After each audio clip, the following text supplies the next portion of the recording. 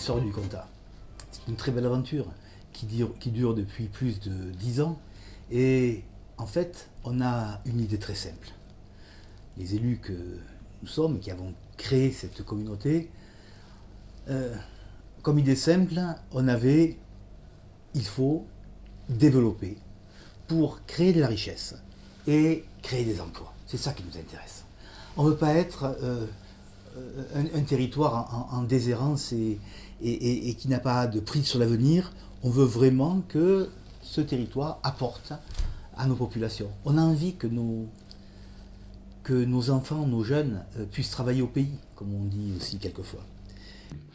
Il n'y a pas de lourdeur administrative comme on aurait pu le craindre, d'ailleurs. Parce que dès lors qu'on organise quelque chose de plus gros, on a toujours peur que ce soit compliqué, lourd. Là, on n'est pas dans ce cas-là. Toutes les semaines, on se voit, toutes les semaines, on fait le point sur l'ensemble des tâches à accomplir. En matière de finances, bon, les sorgues du Comtat ont toujours été financièrement équilibrées, saines, etc. Donc on n'a jamais eu la folie des grandeurs. Néanmoins, priorité à l'investissement.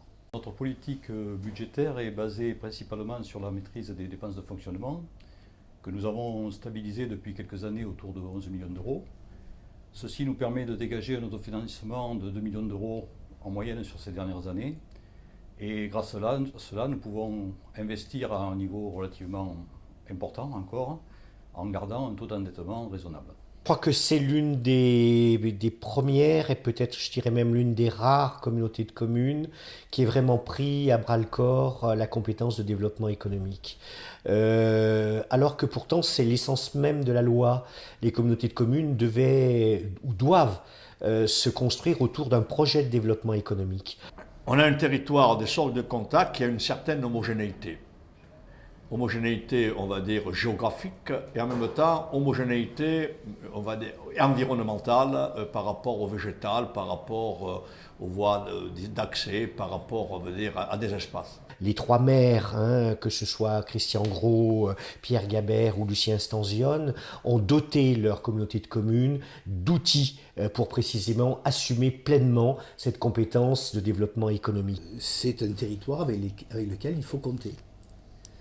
Et notamment, j'en veux pour preuve la place qui a été réservée dans le cadre du SCOT du bassin de vie d'Avignon, où